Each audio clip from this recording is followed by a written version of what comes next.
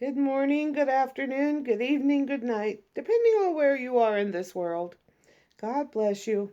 This is Gloria White coming to you from Utah, USA. Today we're going to continue in the book of Jeremiah in the Old Testament, in the King James Version of the Holy Bible, and we are in chapter 9. Oh, that my head were waters, and mine eyes a fountain of tears, that I might weep day and night for the slain of the daughter of my people. Oh, that I had in the wilderness a lodging place of wayfaring men, that I might leave my people and go from them. For they be all adulterers, an assembly of treacherous men, and they bend their tongues like their bow for lies. But they are not valiant for their truth upon the earth. For they proceed from evil to evil, and they know not me, saith the Lord. Take ye heed every one of his neighbor, or friend, and trust ye not in any brother. For every brother will utterly supplant, and every neighbor will walk with slanders. Every friend will walk with slanders. And they will deceive every one his neighbor, and will not speak the truth. They have taught their tongue to speak lies, and weary themselves to commit iniquity. Thine habitation is in the midst of deceit. Through deceit they refuse to know me, saith the Lord. Therefore thus saith the Lord of hosts, Behold, I will melt them, refine them, and try them or test them. Or how shall I do for the daughter of my people? Their tongue is as an arrow shot out. It speaketh deceit. One speaketh peaceably to his neighbor with his mouth, but in his heart, inwardly he sets his ambush. He layeth his wait. Shall I not visit them for these things, or punish them?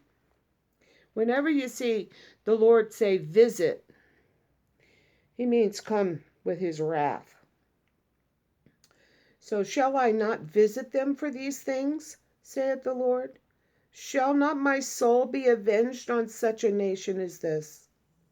For the mountains will I take up a weeping and wailing, and for the inhabitants of the wilderness a lamentation, because they are burned up, so that none can pass through them, neither can men hear the voice of the cattle. Both the fowl of the heavens and the beast are fled, they are gone. And I will make Jerusalem heaps, or a heap of ruins, and a den of dragons or jackals. And I will make the cities of Judah desolate, without an inhabitant. Who is the wise man that may understand this? And who is he whom the mouth of the Lord hath spoken, that he may declare it?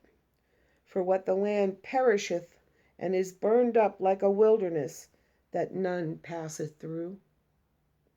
And the Lord saith, Because they have forsaken my law which I set before them, and have not obeyed my voice, neither walked therein, but have walked after the imagination or stubbornness of their own heart, and after Baalim,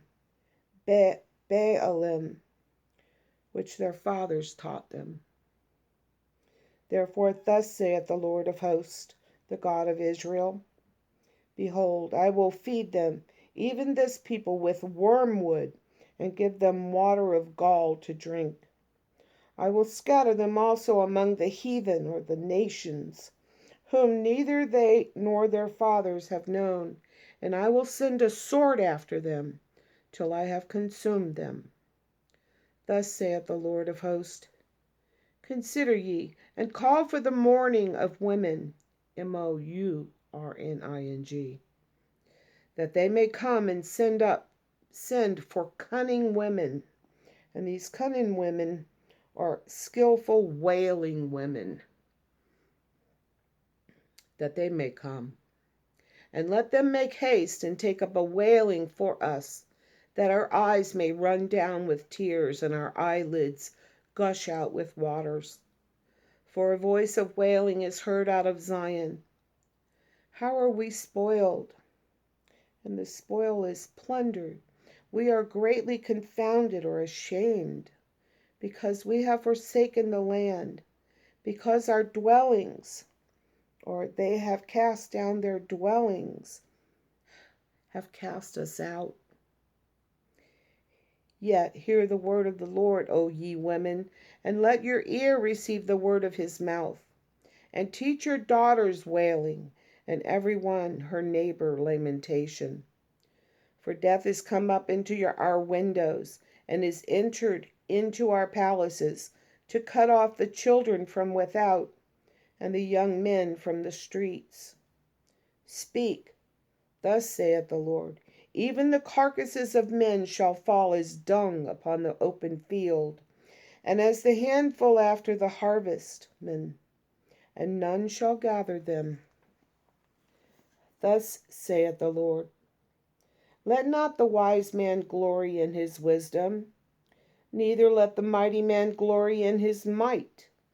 Let not the rich man glory in his riches, but let him that glorieth glory in this, that he understandeth and knoweth me, that I am the Lord, which exercise loving kindness, judgment, justice, and righteousness in the earth. For in these things I delight, saith the Lord. Behold, the days come, saith the Lord, that I will punish all them that are circumcised with the uncircumcised. Egypt and Judah, and Edom and the children of Ammon, and Moab, and all that are in the utmost corners, that dwell in the wilderness, for all these nations are uncircumcised, and all the house of Israel are uncircumcised in heart. So there's two different kinds of circumcision. Moses was directed by God to circumcise the men of Israel. Now, in the New Testament, it's not circumcision of the flesh, but of the heart, the part that is inside of us.